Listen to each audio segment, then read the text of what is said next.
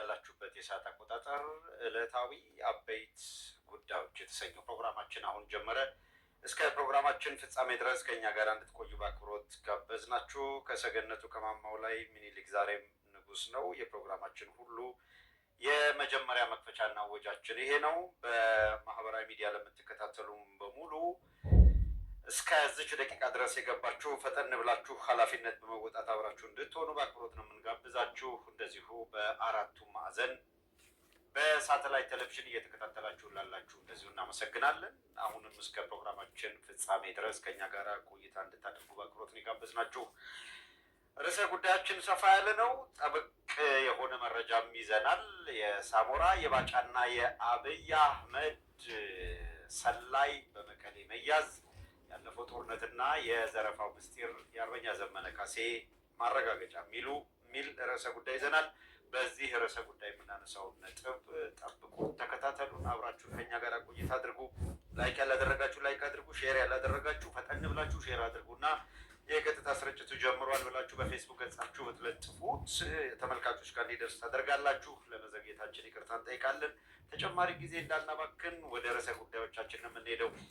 ተመልሰን መጥተናል። አድማጮቻችን አሁንም አብራችሁን ስለሆናችሁ ከልብ እናመሰግናለን። እስከ ፕሮግራማችን ፍጻሜ ድረስ ከኛ ጋር ቆይታ አድርጉ። ርዕሰ ጉዳያችን ቀደም ሲል እንደገለጽንላችሁ ገዘፍ ያለ ነው። ዛሬ የአገዛዙ ካድሬዎች ካላችሁ ባጫ ደበሌን ጨምሮ በጣም በተጠንቀቅ ማዳመጥ ይኖርባችኋል።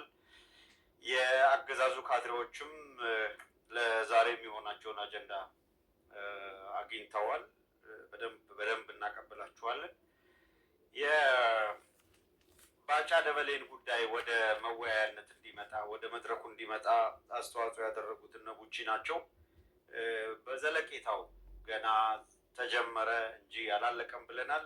በየቀኑ በደንብ በብዙ ርቀት እንደዚህ የቀላመዱትን ነገር በደንብ ግልጥልጥ አድርገን በመረጃም እያስደገፍን ማጋለጡን እንቀጥላለን። ከእንዴት ያለ ወንበዴና አስከፊ ስርዓት ጋር የኢትዮጵያ ሕዝብ ትግል ውስጥ እንዳለ መረዳት ይገባል ብለን የምናምነው።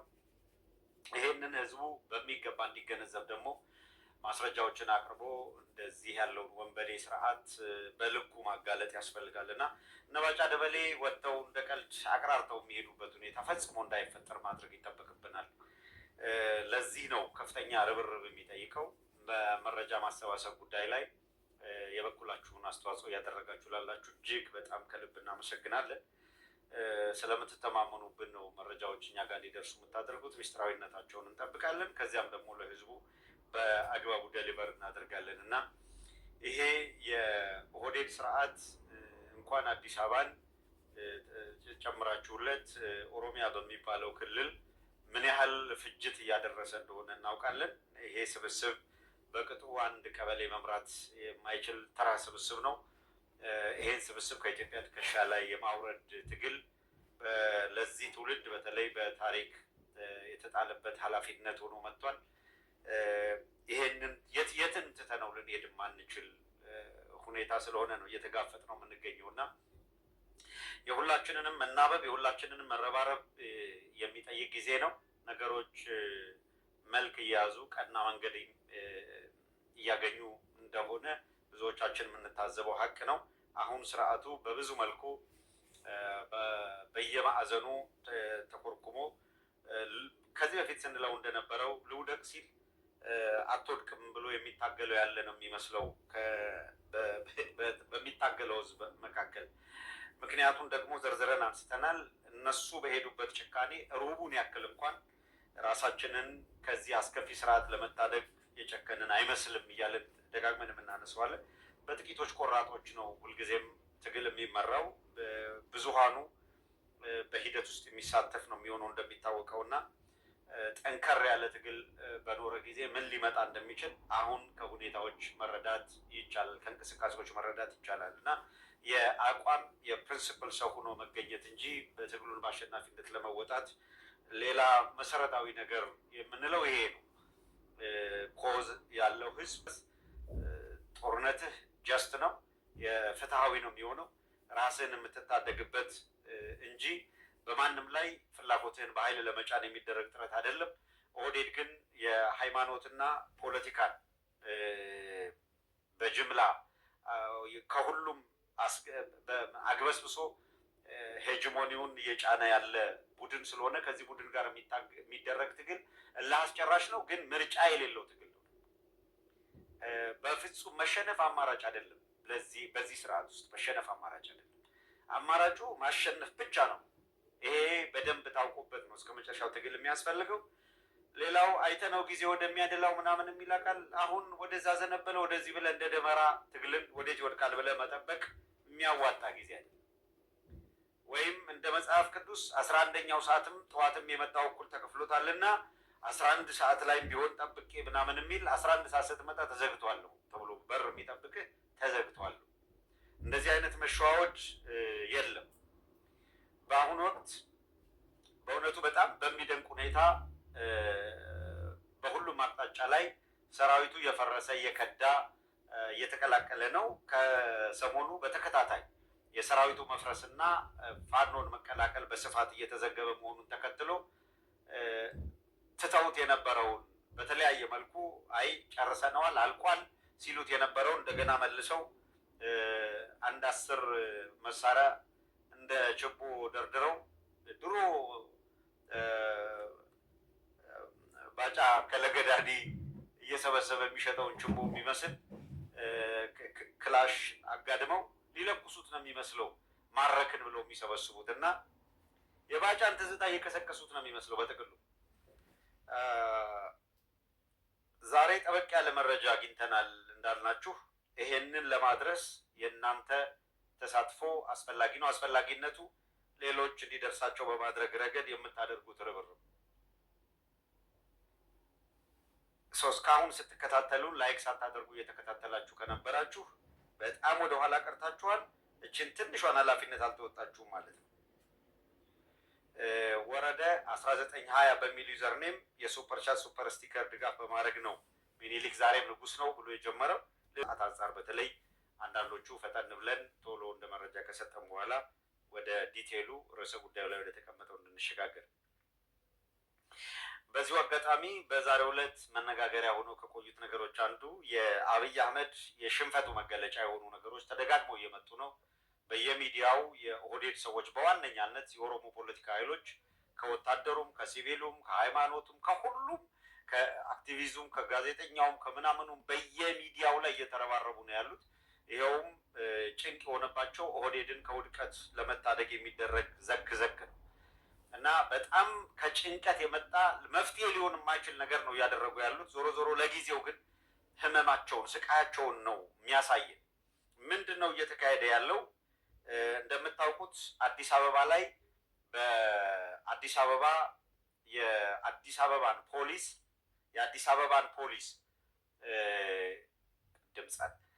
አበባን ፖሊስ እንደምታውቁት ምንድነው ወታደራዊ ጀነራል አምጥቶ አስቀምጧል አዲስ አበባ ላይ።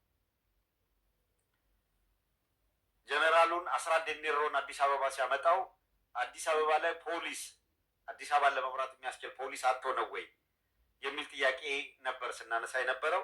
አሁን አማራ ክልል በተመሳሳይ ሁኔታ መጀመሪያ ያደረገው ከክልሉ የእምነት የሚጥሉበት አጡ። እዛው ክልሉ ላይ ካሉት መካከል ሲኒየርም ይሁን ምንም ይሁን እምነት የሚጥሉበት አጥተው ከፌዴራል ማነው ዘላለም መንግስቴን ምክትል ኮሚሽነር አድርገውት የነበረው ኮሚሽነር ዘላለም መንግስቴን ነበረ 27 ኮሚሽነር ዘላለም መንግስቴን ነበረ ሊቀመንበር ማነው ከፌዴራል ወስደው አማራ ክልል ላይ የክልሉ ፖሊስ ኮሚሽን ኮሚሽነር ያደረጉት። ዘላለም መንግስቴ ወደዛ ሲሄድ በአጭር ጊዜ ውስጥ ክልል ውስጥ ያለውን ሁኔታ የሚቀይር ምናምን ያልተባለለት የለም። ኦህዴዶች በጣም እርግጠኛ ነበሩ በዘላለም በቃ ነገር አለሙን ሁሉ ይቀያይረዋል እና እርምጃ ይወስዳል፣ ይህንን ያደርጋል ምናምን የሚል በጣም ትልቅ ተስፋ አድርገው ነበረ በዘላለም። ዘላለም መንግስቴ ሄዶ አንዲት ነገር ሊፈይድ እንደማይችል እርግጠኛ ነበርን። ተፎክሮለት ተጨብጭቦለት ሄደ። በአጭር ጊዜ ውስጥ ሪፎርም አመጣ፣ ይህንን አደረገ፣ አስተካከለው፣ ቀጠናውን ወዘተረፈ ተባለ። ዘላለም መንግስቴ ከወራት በኋላ ወደ ፌዴራል ፖሊስ እንደገና ተመለስ አሉትና ለአማራ ክልል ሌላኛውን እንከፍ ደግሞ አመጡት። ሌፍተናንት ጀነራል ነው የስ ሌፍተናንት ጀነራል ጥጋቡ ይልማ የሚባል ሰው ነው ያመጡት። ጥጋቡ ይልማ ያው ጥጋቡን አስተንፍሰው ቅርብ ጊዜ ሸኙታል። ምንም በዚህ ጥርጥር አይግባችሁ። ዘላለም መንግስቴ ብዙ ተብሎለት ብዙ ተነጋግሮ ሄዶ በቀጥታ ከነ ብርሃኑ ጁላ ከነ ደመላሽ ከነ አብይ አህመድ ጋር እየተነጋገረ የፈየደው ነገር የለም። እችንን ከፍ ደግሞ ፈልገው አምጥተዋታል። ችግር የለም። እሱ ደግሞ ስንት ቀን እንደሚንዘባዘብ እናያለን። ለማንኛውም የ19ኛ የምድር ጦር ክፍል አዛዥ አድርገውት የተወሰነ ጊዜ ሰርቷል። የመከላከያ ጤና መምሪያ ኃላፊ አድርገውት በመምሪያ ኃላፊ ደረጃ ደርሷል። አሁን የአማራ ክልል ፖሊስ ዋና አዛዥ አዲስ አበባ ላይ ሲጨንቀው ከወታደር መልብሎ ወታደር አዛዥ ነው ያደረገው። አማራ ክልል አሁን ከመላ ሀገሪቱ አማራ ክልልና አዲስ አበባ ላይ ብቻ የመከላከያ ጀነራል የፖሊስ አዛዥ ነው ሲመደብ አማራ ክልልና አዲስ አበባ ለምን ይመስላችኋል? መቀሌ ሊመድቡ ስለማይችሉ ባህር ዳርም እንደ መቀሌ ማዘዝ መናዘዝ የማይችሉበት ሁኔታና ቀንድ አውጣ ላይ ጨው እስከሚነሰነስባቸው ጊዜ ድረስ ነው። ትንሽ ቆይታ አፋር እንደምታውቁት ብዙ የጨው የሚመረትበት አካባቢ ነው። የኡጉኩሙ ጥሩ እንቅስቃሴ እያደረገ ነው። አሁን እንግዲህ ከኤርትራ መሳሪያ ድጋፍ ሄደዋል ምናምን ነው አይደለ እየተጠየቀ ያለው። አሁን ከፋኖ በኩል ጥያቄ እየቀረበ ያለው ከአፋር ጨው ላኩልን። በምንም ቀንድ አውጣ ላይ ነስንሰው ሊያሟሟት ጨው ነው እየተፈለገ ያለው። የአፋር ጨው በደንብ ተፈልጎ ነው። እና አፋሮች ፈጠን ብላችሁ የተጠየቀውን ጨው ብታደርሱ መፍትሄውን ለፋኖች እነሱ መስጠት ያለባቸውን መፍትሄ ይሰጣሉ። ለማንኛውም ከጭንቀት ከመረበሽ ከስቃይ የመነጨ ወታደራዊ ጀነራል መድቦ ክልሉን ስቲል እየተመራ ያለው ወታደራዊ አመራር ነው። ግን ፖሊስ ክፍል ላይም የሚያምነው ማጣት፣ መከላከያም ላይ እርስ በርስ መተማመን እንደሌለ ነግረናቸዋል። የበለጠ እናስገብራለን ብለው የሚያስቡትን አካል ነው አሁን እያደረጉ ያሉትና ማንን የተሻለ እናስገብራለን፣ ማንን የተሻለ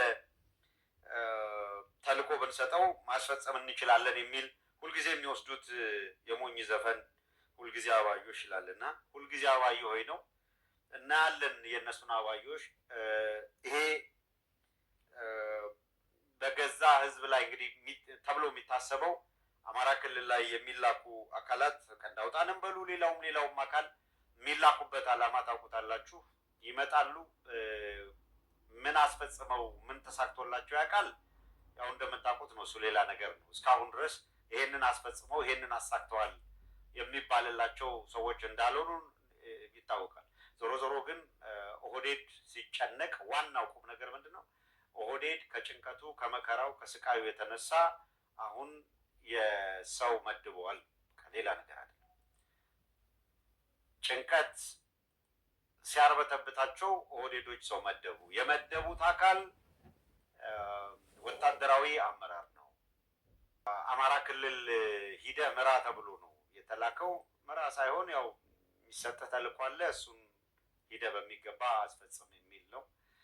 የማስፈጸም አቅሙን የምናየው ይሆናል። ምን ያህል ያስፈጽማል፣ ምን ያደርጋል። አሁን ይሄ መጣ አልመጣ የሚቀይረው የተለየ ነገር የለም። ግን ዝም ብሎ ደግሞ አይ በቃ መጣ አልመጣ የሚቀይረው የለም ተብሎ ደግሞ የሚታለፍ ሰው አይደለም።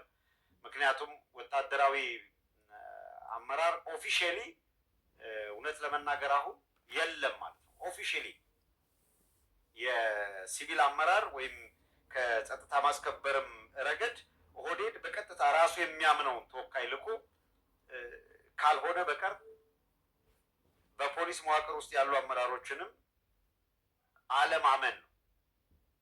ከዚህ በላይ ድል የለም። በክልሉ ላይ ያለ ፖሊስ የማይታመን ሆኖ ሳለ አንድን ከፍ ጀነራል ሌተናንት ጀነራል ስለተላከ የሚፈይደው የተለየ ነገር የለም። ሊታመን ያልቻለውም የክልሉ ፖሊስ እሱ ምን ይዞ ይመጣል አብረን የምናየው ይሆናል። ሌላው ሁለተኛው ከአዲስ አበባ ዩኒቨርሲቲ ከዩኒቨርሲቲ ፕሬዚዳንቶች አሰያየም ጋር በተያያዘ ነው። አሁንም እዚህ ላይ ኦህዴድ ምን እያደረገ እንደሆነ ብቻ ጠቆም አድርገን እንለፍ። ዩኒቨርሲቲዎች ፕሬዚዳንቶቻቸው በሜሪት መመረጥ አለባቸው የሚል የመንግስት አቅጣጫ ተቀምጧል አሉ ብርሃኑ ነጋ በኩል ኦህዴዶች። ይህን ካሉ በኋላ ለዩኒቨርሲቲዎች ፕሬዚዳንት ለመመደብ ሜሪት ወይም ብቃት ዋነኛው መመዘኛ መለኪያችን ይሆናል ያሉት። ኦኬ፣ ብቃትን መሰረት አድርገን ለዩኒቨርሲቲዎች ፕሬዚደንት እንሰይማለን ካሉ በኋላ በአሁኑ ወቅት የትኞቹ ዩኒቨርሲቲዎች ላይ በፍጥነት ፕሬዚደንት በሜሪት ይመረጣል የሚለውን የዘረዘሯቸውን ዩኒቨርሲቲዎች ብቻ ተመልከቱ። አሁን አውቆ የደነቆረ ካልሆነ በቀር እነ ሽመልስ አብዲሳ አማራ ክልልን አሁን አማራ ክልል ተብሎ የሚጠራውን በቀጥታ ራሳቸው በሚፈልጉት መንገድ እየመሩት ስለመሆኑ ምናልባት የሚጠራጠር ካለ እያረጋገጥን ለመሄድ ያክል የሚጠራጠር ካለ የተዘረዘሩት ዩኒቨርሲቲዎች ከመላ ሀገሪቱ ፕሬዚደንት በሜሪት በውድድር ይቀጠርበታል የተባለው ያ ማለት ምን ማለት ነው? ከዚህ በፊት የነበሩት የዩኒቨርሲቲ ፕሬዚዳንቶች ልክ ፖሊስ ላይ ሌላው ላይ ያሉት እንደሚያነሱት አማራ ክልል ላይ ዩኒቨርሲቲዎችም ላይ እንዴት ሊመድቡ እንደተዘጋጁ ነው የምታዩት። ከተዘረዘሩት አጠቃላይ በሀገር ደረጃ ዩኒቨርሲቲዎች መካከል 1 ወልዲያ፣ 2 እንጅባራ፣ 3 ደብረ ማርቆስ፣ 4 ደብረ ታቦር፣ 4 ወልቂጤ፣ ድሬዳዋ፣ ወላይታ ሶዶ፣ ወራቤ፣ ቦንጋ 1 2 3 4 5 ከደቡብ፣ 4 ከአማራ ክልል፣ 2 ከኦሮሚያ ሰላሌና መቱ። ኦሮሚያ ካሉ ዩኒቨርሲቲዎች በሁለቱ ላይ ብቻ በሜሪት በውድድር ይመደባል ብለዋል። አማራ ክልል ላይ 4 ከደቡብ ክልል 5 9 ከነሱ 2 11 ማለት ነው። ዓላማው ደቡብ ክልልንም አማራ ክልልም ላይ እያንዳንዷን እንቅስቃሴ እነሱ በፈለጉበት መንገድ አሁን ኢብሳና መገርሳ ደብረታቦርና ወልዲያ አማርኛ አስተማሪ ይሆናሉ ማለት ነው። እንደዛ ነው ባለፈው የቀለዱት አይደል? አዲስ አበባ ላይ ለአዲስ አበባ የአማርኛ መምህር ከወለጋ እያስመጣን ነው። የአዲስ አለማየሁ ሀገር አማርኛ ለማስተማር በቂ አይደለም አሉ ማለት ነው። የአለቃ ተክለወልድ ሀገር አማርኛ ለማስተማር በቂ አይደለም አሉ። ኦህዴዶች በዚህ ደረጃ ነው የተጫወቱ ያሉት። ኤቭሪ እንቅስቃሴያቸው ምን ፈልገው እየሰሩ እንደሆነ በደንብ ግልጽ ነው። ሌላኛው ዛሬ እንደ አዲስ ሊያራግቧት የፈለጉት ነበረ ሚዲያዎች አሁን ነው ባይዘዌ ዋዜማ ሬዲዮ በተቻለ መጠን ማለት አንዳንድ ጊዜ ይቅርታ መጠየቅ ምንም ማለት አይደለም። እኛ ስህተት ነው ብለን ስናስብ ይቅርታ እንላለን። ስህተት ነው ብለን ስናስብ የነበረን መረጃ ልክ አልነበረም እና ይህንን አርመነዋል ብለን ክርስቲያን ታደለ ጨምሮ ሌሎች አካላት አንፈርምም አሉ በሚል ዜና ሰርተዋል። እኛም በዕለቱ በነበረን መረጃ ቢቢሲም እኛም ዋዜማን በተመሳሳይ ጊዜ ሰርተናል። እኛ ዘኔክስት ዴይ መረጃውን በቀጣዩ ቀን መረጃዎቻችንን አጠናክረን ትላንትና የነበረው ልክ ስላልነበረ ማስተካከያ እናድርግበት፣ አሁን ባለን መረጃ መሰረት የፈረሙት እነከሌ ናቸው ያልፈረሙት እነከሌ ናቸው ብለን ዘርዝረን አስቀምጠናል። ከዚህ ሁሉ ቀን በኋላ የመጀመሪያው ማስተካከያ ተደርጎበታል። ማለት መጀመሪያው ስህተት ነበረ ሳይባል በቀጥታ እንደ አዲስ እነከሌ ፈረሙት የዛን ቀን ለሆነ አጀንዳ ተፈልጎ ነበረ ተብሎ እንዲጠራጠር የሚያደርግ ጉዳይ ስለሆነ ትክክል አይደለም። ቢቢሲም ዘኔክስት ዴይ ነው ያረመው።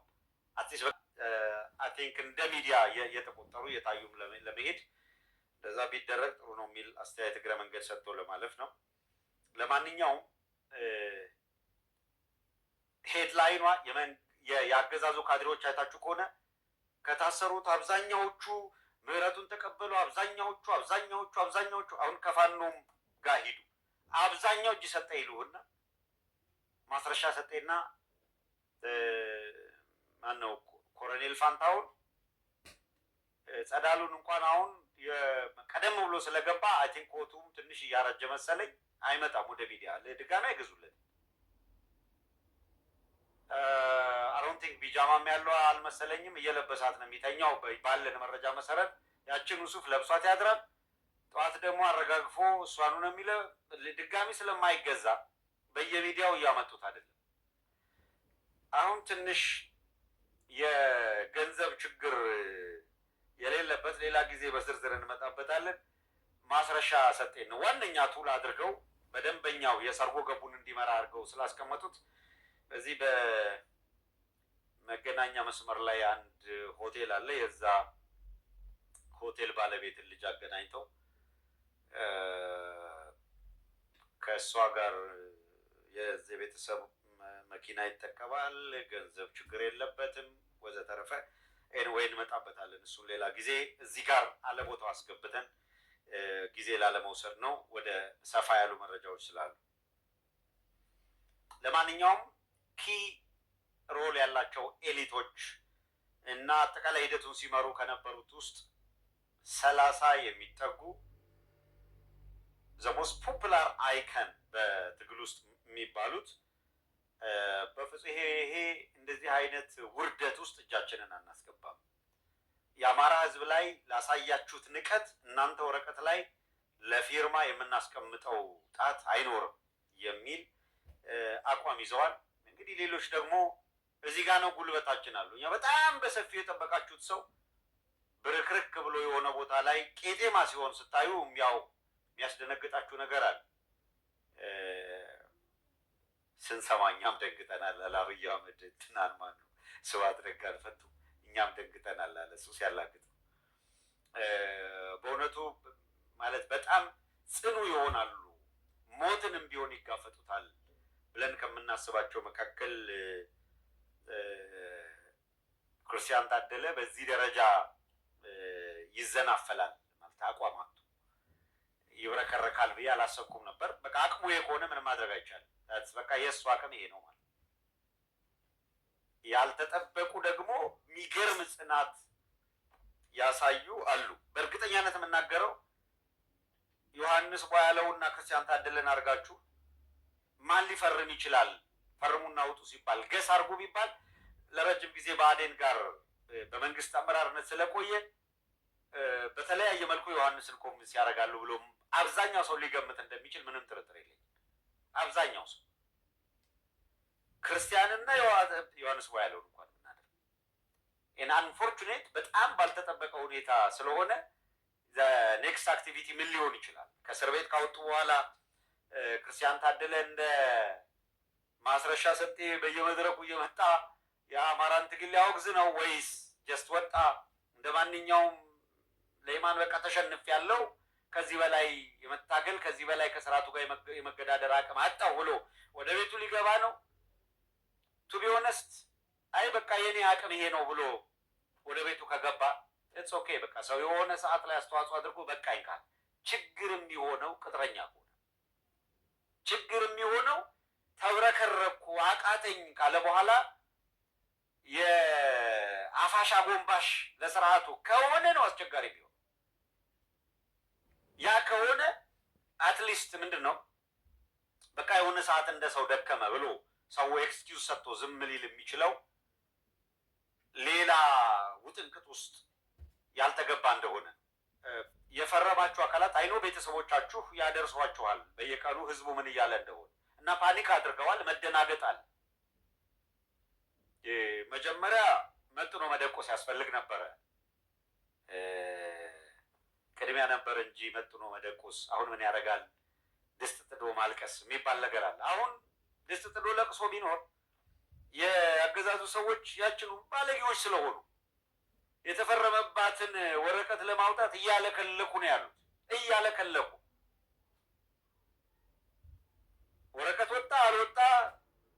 ኦብቪየስሊ የተባለውን ተብሏል። ከዚህ በኋላ እንደው የህዝብ ሁኔታ ምናምን እንኳን እና ቆይቶም ሲያየው ሪያላይዝ አድርጎ ልክ አይደለም ብሎ ወደኋላ ልመለስ ቢል እንኳን ጎትተው አውጥተው ነው የሚጥሉት። እስር ቤት ውስጥ እንዲቆይ አይፈቅዱለት። የፈረሙ ሰዎችን ከዚህ በኋላ አውጥቶ መጣለሁ። ካታስታውሱ ከሆነ አንድ ጊዜ እነ አብይ አህመድ ወደ ስልጣን ከመቆናጠጣቸው በፊት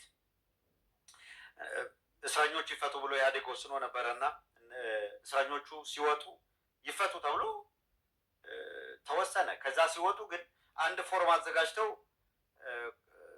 በጥፋቴ መንግስት ምሕረት ስላደረገልኝ ምናምን አመሰግናለሁ የምትል ያውም እንደዛ ና ይዘቷ ይሄ እነ ክርስቲያን ፈረሙበት ተብሎ በየሚዲያ የወጣው ይዘገንናል በጣም በእውነቱ።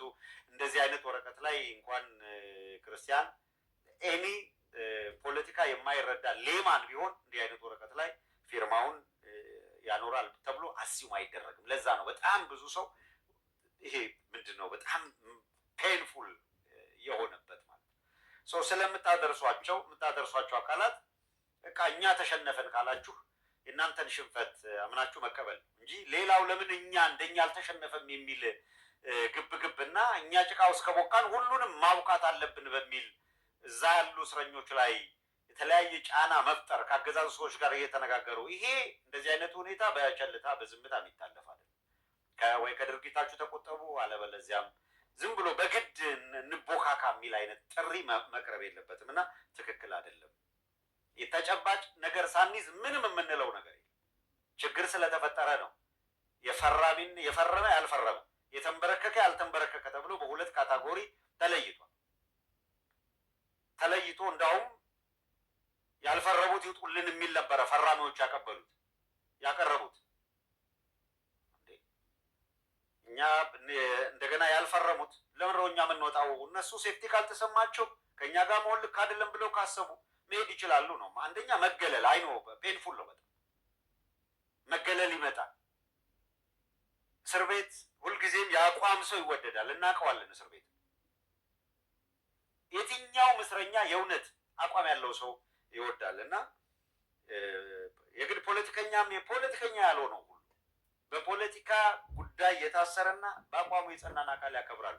ወለም ዘለም ካለ ከስርዓቱ ጋር ይተሻሻል ተብሎ ከታሰበ ችግር ነው። ስለዚህ ራሳቸው ሌላው ፖለቲከኞቹ እነሱን አያጠቋቸው።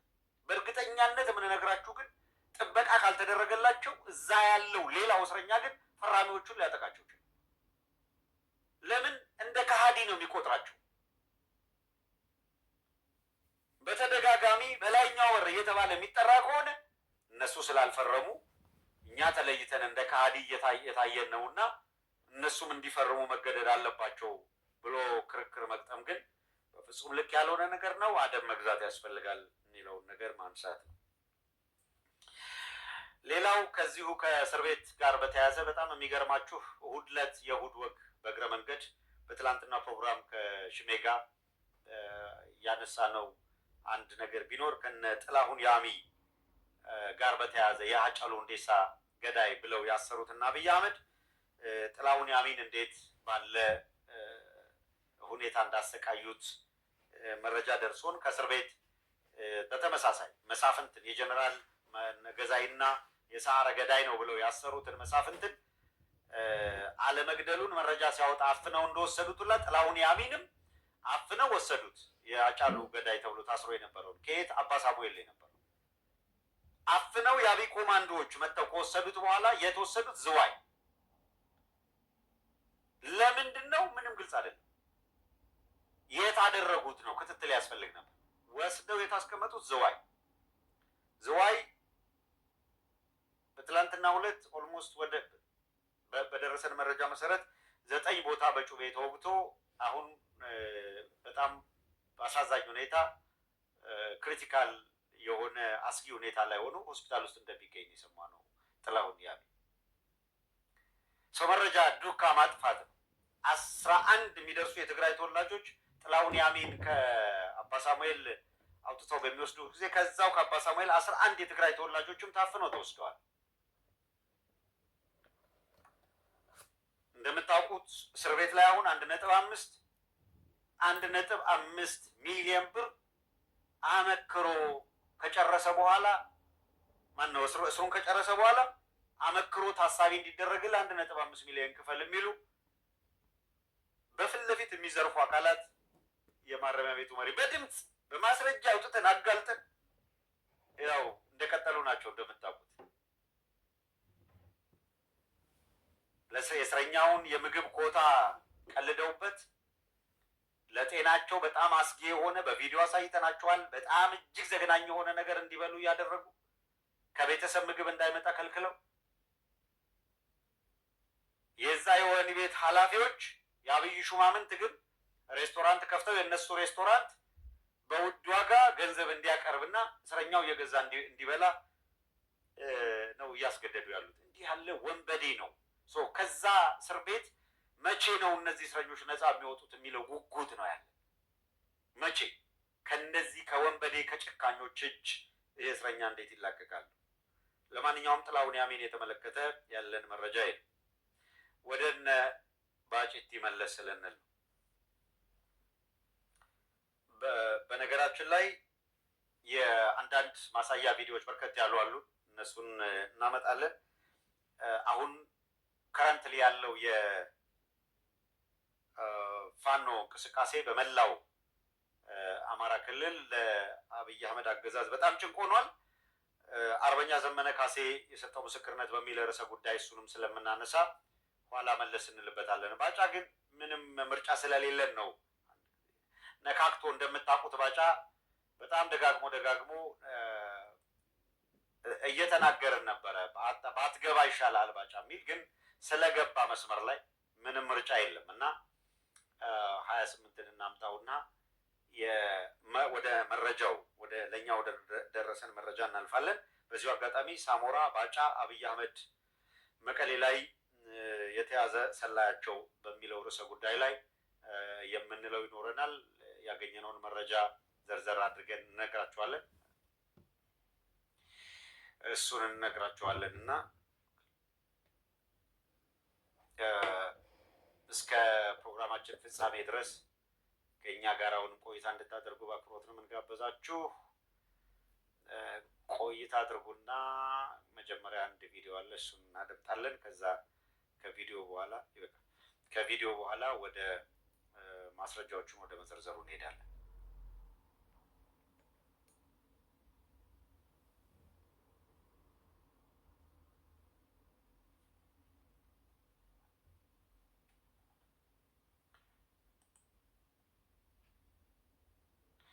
ኦኬ እሺ፣ ቪዲዮ አልመጣም፣ ፒክቸሩ ነው የመጣው። ይሁንሽ፣ በዚሁ እንቀጥል። ይሄ አንድ ወታደራዊ ከኤርትራ ያለ አንድ የእስር ቤት የነበረ ሰው ነው። ይሄ ሰውዬ አንድ ምስክርነት ሰጥቷል። ምስክርነት የሰጠው የባጫ ደበሌ እስር ቤት በነበረበት ጊዜ ስለነበረው ሁኔታ የሚያትት ነው። ባጫ በእስር ቤት አስመራ በነበረበት ጊዜ ነው። ሌላ ጊዜ እናሳያቸዋለን ቪዲዮውን። ባጫ እስር ቤት በነበረበት ጊዜ ይሰራ የነበረው ምንድን ነው? የዚህ ሰው ምስክርነት እንዴት ትረሳለህ? ባጫ አብረን አልነበርን ወይ? እዛ የነበርክበትን ሁኔታ ብሎ ለባጫ ያስታውሰዋል። እኛ የእሱን ማስታወሻ ሳንፈልግ ጀስት ይሄንን እንደው እንድታውቁት ብቻ ነው ያመጣ ነው። ወደ ቀጣዩ ሂደን ባጫ እና መረጃዎቻችን ምን ይላሉ ወደሚለው ላይ እናተኩራለን። በዚሁ አጋጣሚ ቀዳሚ የምናደርገው ሳሞራ ባጫና አብይ አህመድን ያገናኛቸው ምንድን ነው የሚል ይህንን መረጃ ስናደርሳችሁ በተለይ በትግራይ አሁን ባለው ሁኔታ ምን እያለን እንደሆነ በደንብ ይረዳሉ ብለን እናስባለን።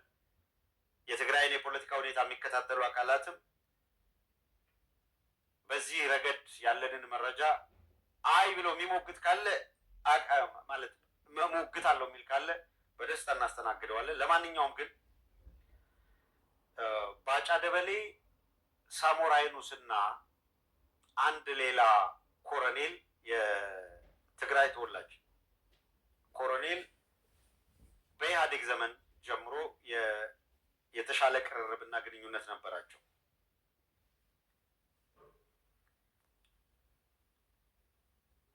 ባጫ እንደምታውቁት የትምህርት ዝግጅትም የለም፣ የጦር አካዳሚ ትምህርት የለም፣ ወይም የተሻለ የውጊያ ልምድና ታሪክ የሚባልም ነገር የለም። ባጫን ስናስብ በአእምሯችን የሚመጣው ራሱን ብሎታል። ስለ እኔ ሲነሳ ምናምን ብሎ ያነሳውን የምታውቁት ነው። አንድ አባዱላም ሲል እንደነበረው ወተት ሲበጠብጥ አላግባብ አቅጥኖት ስያሜው ስሙ የተሰጠበት ባጫ የሚለውን ስም ያገኘበት ታሪኩ ነው ጎልቶ የሚወጣው። ሁለተኛው በጣም የሚገርመው ባጫ ስለ ወተቱ ብቻ ነበረ ማነው አባዱላ የተናገረው። የሆነ የተንበጫበጨ ነገር ባለበት ሁላ ለካ ባጫ አለ። ጎልፍ ክለብ ደግሞ ባጫ የሚባል ምግብ አለ እና አሁን የምትፈልጉ አካላት ሄዳችሁ ጎልፍ ክለብ ምሳችሁን አንድ ባጫ ብላችሁ ዘዙና ያመጡላችኋል። በአባዱላ ስም መኪና ነው ያለው፣ በባጫ ስም ምግብ ነው። ግን አሁን አትሂዱ፣ አሁን አትዘዙ። አትሊስት 16 ቀን ጾም አለ። በደቃቁ የሚከተፍ ስጋ ሆኖ በጣም በደቃቁ ይከተፋል እና በት ምክንያት በጣም ስለሚቀጥን ነው። ወይ እንደው ይሄ ተዘግኖ የሚበላ አይደለም፣ ቅቤ ይደረግበታል ብሏል። ግን ይሄ ወይ ምንቸት አብሽ አይደለም፣ ወይ ደህና ጥብስ አይደለም፣ ወይ ዱለት አልሆነም። ምን አይነት ምግብ ነው የሚለው ግራ ስለገባቸው ነው አሉ ባጫ ያሉት። ምግቡ እንቅስቃሴ ላይ ይሄንን መርቶ ይሄንን አድርጎ የሚባል እንደማይታወቅ ሁላችሁም ያው የምታውቁት ሀቅ ነው። አንድ ወቅት ላይ ምን ሆነ መለስ፣ አሁንማ በደንብ ነው እየፈለፈልን የምንሄደው። መለስ እያለ ወታደራዊ አመራሮች በሚነጋገሩበት ጊዜ ባጫ የኦህዴዶች ግምገማ መድረክ ላይ ያው ቲፒኤልኤፍ መጀመሪያ ግምገማ ያደርግና ይሰጣል አይደለ ለየድርጅቶቹ በተመሳሳይ መስመር እንዲገመገሙ። ባጫ ምን አለች? የታክቲክ እንጂ የስትራቴጂ ችግር የለብንም የሚል ንግግር ተናገረ። ጉዳዩ ለመለስ ተነገረው። አይ ባጫ እኮ ዳይሬክሽን ለማስያዝ የሞከረው የታክቲክ እንጂ የስትራቴጂ ችግር የለብንም በሚል ነው ብለው ነገሩት። ያው መገምገም አለበት ባጫ አጥፍቷል ብለው ነው የነገሩት ለመለስ እና መለስ 2 ጊዜ ባጫን አነጋግሯል ነው የሚባለው። አንድ ማነው በባጫ ጉዳይ ተናግሯል። አንዱ ይሄ ነው። ሁለተኛውን ደግሞ ሌላ አለ ነግራችኋለሁ። መለስ ይሄ ሲነገረው ጋንታና ሻለቃ መርጦ የማያውቅ ሰው ስለ ታክቲክ ስለ ስትራቴጂ ሀውካም እንዴት ኬት አምጥቶት ነው ሊናገር የሚችለው? ሂደውስ ባጫ ጀነራል እንደሆነ ባጫን ግን ጀነራል ያደረጉት የህወሓት ሰዎች የትግራይ ተወላጅ የሆኑ ቁጥራቸው በዝቷል ስለተባለ ከብሔረሰብ ለኮታ ማሟያ ከኦሮሞ ኮታ ማሟያ ከሌሎቹ ላይ 2 ወይም 3 ደረጃ ዝቅ ሲደረግ እነ ባጫ ግን ከፍ ተደርጎላቸው 2-3 ከፍ ተደርገው ከኦሮሞም ጀነራል አለ ለመባል የኮታ ማሟያ ሆኖ ነው የመጣው። አንድ ቦታ ላይ ባጫ በዚህ ግንባር ተዋግቷል ብሎ ሊመሰክርለት የሚችል አንድ ሰው አይመጣም። አንድ በጣም ወዳጁ አባዱላ ወጥቶ የመሰከረለት አንድ ነገር ቢኖር ባጫ የሚለው ስም እንዴት እንደተገኘ። ከዛ ውጭ በዚህ ግንባር በዚህ ምናምን ብሎ ያቅም ሊልም አይችልም። ገስዋት ሌላ በጣም የሚገርም ነገር ቅድም ያያችሁት የእስር ቤቱ ሰውዬ ባጫን ያስታወሰው ወተት ለእስረኛ በሚበጠበጥበት ጊዜ የባጫ ተራ ሲሆን ምንድነው 2 ሊትሩን 2 ጄሪካን በማድረግ ነው የሚታወቀው አይነት ነገር ነው የሚለው። በቃ ባጫ ይሄ ነው። እስር ቤት ውስጥ እኮ የምናውቀው በዚህ ነበረ። አባዱላም እኮ ያለው ይሄንን ነው። አሚን ከኔ እድሜ በላይ ያሉ ጡረታ ባልወጡበት ሁኔታ እኔ ለምን ጡረታ ወጣለሁ ብሎ ቅሬታ አቅርቦ ነው።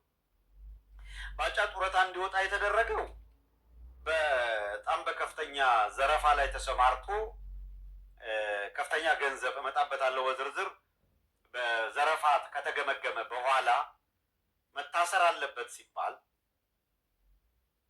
ያው የኦሮሞ ጀነራል ምናምን የሚል ስም እንትን ብሏል። ይብዛ ሚነስም ተገልግለንበታል፣ ተጠቅመንበታል። ዝም ብሎ ጫቱን ይነግድ በቃ ተውት በሚል ነው የተተው። ባጫ ሂድ ወደ ንግድ ወደ ወደ ጀመርከው ንግድና ቢዝነስ ሂድ። እዛ ዋለ ባጫ መለስን ካላገኘው እና ቤቱታ ካላቀረብኩ ብሎ ያለ እንዲያገኘው ተደረገና እንደዚህ ተደረገ ተባረሬ አላግባብ እኔ ገና ሀገሬ ልጠቅም የሚችል ምናምን የሚል ነገር አነሳ። የመለስ የሰጠው ምላሽ ነው የሚገርመው። አይ እኛ እረፍት ነው አርግ ነው ያለ እና እድል ነው የሰጠን የሰረከውን እንድትበላ እድል ነው የሰጠን። እረፍት አርገህ የሰረከውን ብላ።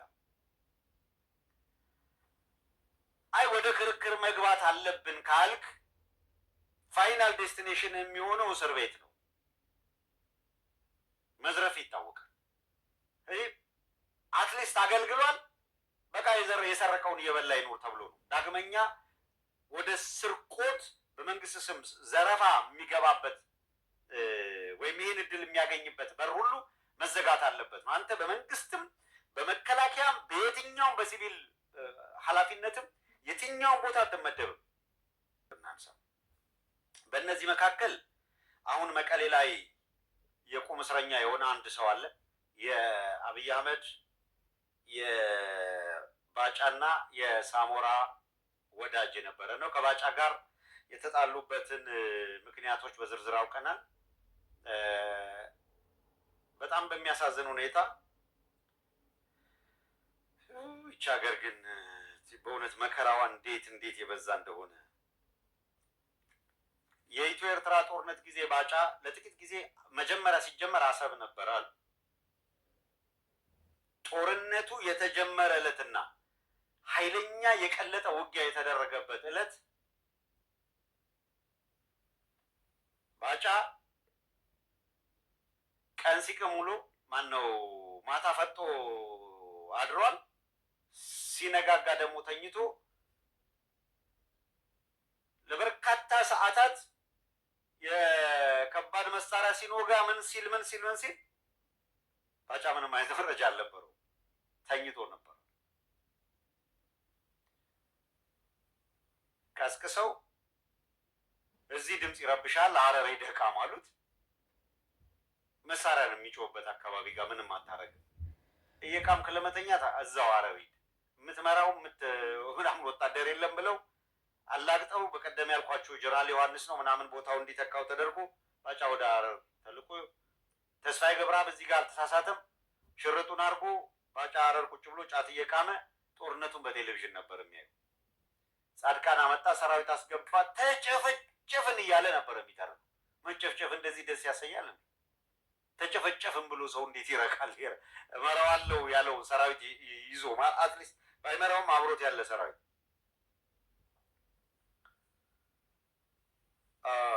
ወደ ዋናው ጉዳይ ስንገባ ተፈራ ዋልዋ አቅም ግንባታ በነበረበት ጊዜ የቴሌ ፕሮጀክት ላይ ወይም የቴሌኮሙኒኬሽን ለማዘመን በሚል ከአሜሪካ የሄዱ ባለሙያዎች ነበሩ። አማካሪ ተብለው ኮንሰልተንሲ።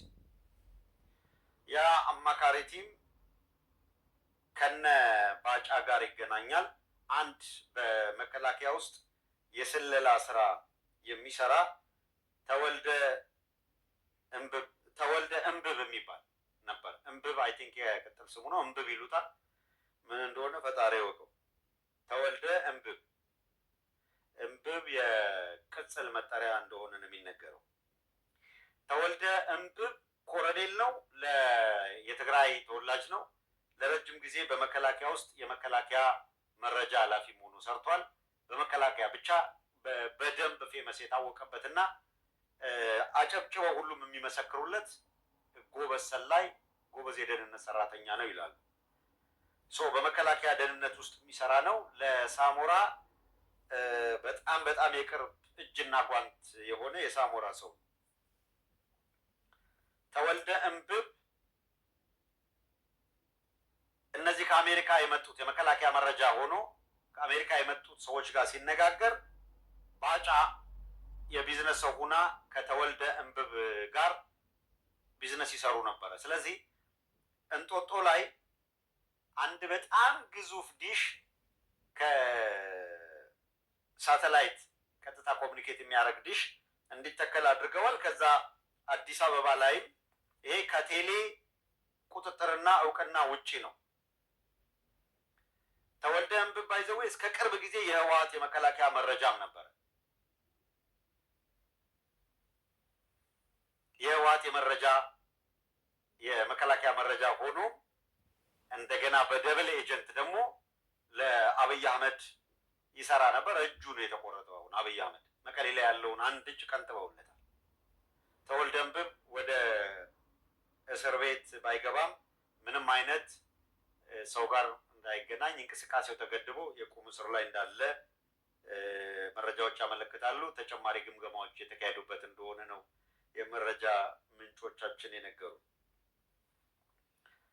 ኤኒዌይ በከፍተኛ ዘረፋ ከነዚህ ከአማካሪዎች ጋር በሚል ተገናኝተው እዛ እንጦጦ ላይ ዲሽ ከተተከለ በኋላ የሳተላይት መቀበያ ዲሽ ማለት ነው። ሁለተኛውን ደግሞ ኢንሳ ግቢ ካርል አደባባይ ላይ አካባቢ እንደዛው ሁለተኛው እንዲተከል አደረጉ። ከዛው ከእንጦጦም ጋር ከሳተላይት ጋርም ኮኔክት የሚያደርግ ነው። በዚህ መልኩ ወደ ኢትዮጵያ የሚደወሉ ስልክ ቁጥሮች ለአመታት አንድ ሰው ከውጪ ምናልባት አጋጥሟቸው ይሆናል። ከውጪ ወደ ሀገር ውስጥ ስትደውሉ የሀገር ውስጥ ቁጥር ይሰጣችኋል። እናንተ የደወላችሁት እዚህ ለምሳሌ በአሜሪካ ቁጥር ቢሆን ሲጠራ የኢትዮጵያ ቁጥር ነው የሚመጣው። እነዛ የኢትዮጵያ ቁጥሮች በቀጥታ በቴሌ ሰርቨር የሚሄዱ ሳይሆኑ እነ ባጫ ተወልደና ሳሞራ በሚያውቁት እነ ሳሞራ አክኖሌጅ አድርገው ነው ሰው መከላከያ ያውቀዋል ተብሎ ማለት ነው። ከቴሌ ውጪ ባለ ሰርቨር ነበረ ስራው የሚሰራው። እነዛ አማካሪዎች አሉ። የመከላከያ ደህንነት ስራ ተብሎ ነው። ከፍተኛ ገንዘብ ያገኙበት ነበረ። በየወሩ $20,000 በላይ ባጫና ተወልደ ብቻ የሚቀባበሉት ነው የነበር። በኋላ ተወልደ ባጫን በቃ ዝም ብለህ ቃም ብሎ የተወሰነ ፍራንክ ሰጥቶ ከዛ አካባቢ ራቅ እንዲል አደረገ።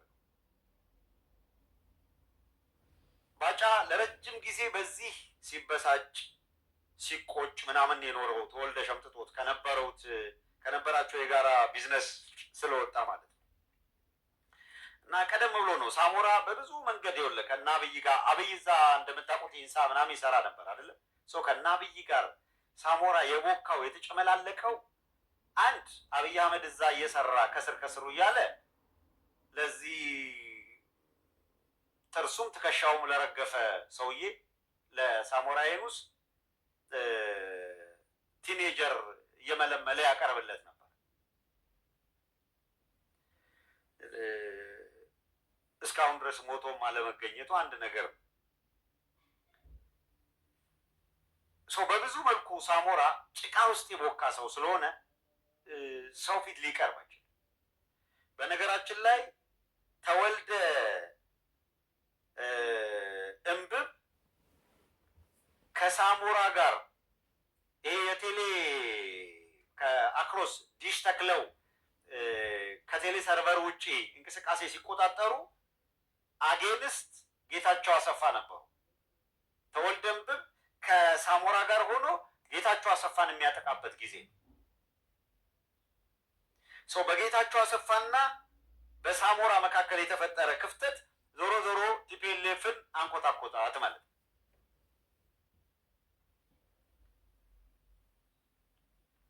ይህንን እያጨመላለቁ ይህንን ሲሰሩ ቆይተዋል። መጨረሻ ላይ ተወልደ እንብብ የቀዳሚው ያለፈው ጦርነት ጊዜ ወደ ትግራይ ተመለሰ። ትግራይ ሆኖ ከቲዲኤፍ ጋር ሆኖ ያንኑ የስለላ ስራውን ቀጠለ። አብይ አህመድ የተወልደ እምብብን የደህንነት ጥሩ የደህንነት ሙያ ያውቃል፣ የደህንነት አቅም እንዳለው። በነገራችን ላይ በኢትዮ ኤርትራ ጦርነት ጊዜ ኮሎኔል ነው ተወልደ እምብብ ገብቶ ኤርትራ ገብቶ ከወታደሩ ጋር ውስጥ ኤርትራ ድረስ ገብቶ ሰልሎ መረጃ ይዞ በመምጣት ይታወቃል ይላል። እና በጣም በጣም በጣም አስቸግሯቸዋል። እና ኤርትራውያንም ያውቁታል ነው የሚባለው ተወልደ እምብብ በጣም ፓወርፉል የስለላ ሰራተኛ እንደሆነ።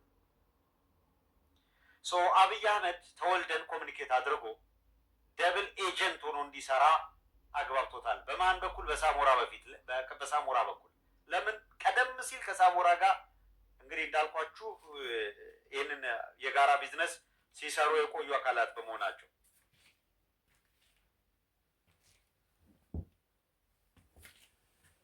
አሳዛኙ ነገር ምንድን ነው? እንደዚህ ያለ ህዝብ የካደ ወራዳ ሰው መጨረሻው ያማ ባጫ ለረጅም ጊዜ ቆየ ቂም እንደቋጠረ ነው በተወልደ እምብብ ላይ። ምንም እንኳ ተወልደ እምብብ በኋላ ላይ አግባብተው እና አብይ አህመድ ደብል ኤጀንት ቢያደርጉትም ቅሉ ተወልደና አብይ በጋራ ለመስራት ተስማምተው ትግራይ ላይ መቆመር ከመጀመራቸው በፊት ሳሞራ ተወልደ እምብብን ከማግባባቱ በፊት ተወልደ እምብብ በመጀመሪያ በቀዳሚ ጦርነት ወደ ትግራይ ሄዶ እዛ ትግራይ ላይ ስለነበረ መከላከያ ከሚባለው ቲም ጋር ስለነበረ አሁን የተፈጠረውን ነገር ባጫ እነ ባጫ ከዚህ ከመከላከያ በሁለት ሳምንት ውስጥ መቀሌን ተቆጣጠርኩ ምናምን ባለበት ጊዜ ባጫና ጀነራል አበባው በሽሬ በኩል የገቡት አሁን የባጫና የመጨረሻዋ የባጫና የጀነራል አበባው አንድ ክላሲክ የሆነች ቪዲዮ አለች። እሷ ትምጣና እሷን እያየናት እንቀጥላለን። በሽሬ በኩል ሲገቡ ባጫና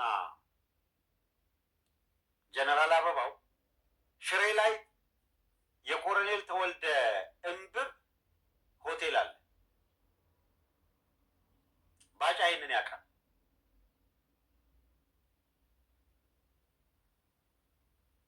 ቀደም ሲል ሳነሳ የዘነጋሁት ያላነሳሁላችሁ ባጫ ተገምግሞ ከኃላፊነት በሚነሳበት ጊዜ 2 ቢውልዲንግ ሰርቶ ስለነበረም ጭምር ነው። በነገራችን አልተቀማም። 2 ህንፃዎች አሉት። ባጫ ቀድሞ በኢህአዴግ ጊዜ በዘረፈው ገንዘብ የተሰራ 2 ህንፃ አለው። እሱ አልተነካበትም። ገስዋት የቋጠረው ቂም ስላለ በሽሬ በኩል ሲገቡ የተወልደ እምብብን ሆቴል ሽሬ ላይ ያለውን በታንክ ሆቴሉ እንዲመታ አስደረገ። ባጫ በታንክ እንዲመታ በታንክ ተመቶ እንዲፈርስ አደረገ። በ2 ሳይድ በታንክ አስመታ። ቂሙን የተወጣው አንድ በሉ። ሁለተኛ ሽሬ ላይ የኢትዮጵያ ንግድ ባንክ ሪጂናል ኦፊስ አለ። ባንኮች ሊሚት አላቸው በጥሬ ገንዘብ የሚይዙት የገንዘብ መጠን። የሽሬ ሪጂናል የንግድ ባንክ ሪጂናል ኦፊስ ገንዘብ ከየባንኩ የሚሰበሰበውን ገንዘብ ወደ ማዕከል የሚላክበት ነው። ሽሬ ላይ ካለው ሪጂናል ኦፊስ ይምጣየኛው ባጫና ጀነራል አበባው ሽሬ ያለው ልክ ሽሬ እንደገቡ 2ቱን የቃቡት 300 ሚሊዮን ብር ባጫና ጀነራል አበባው የወሰዱት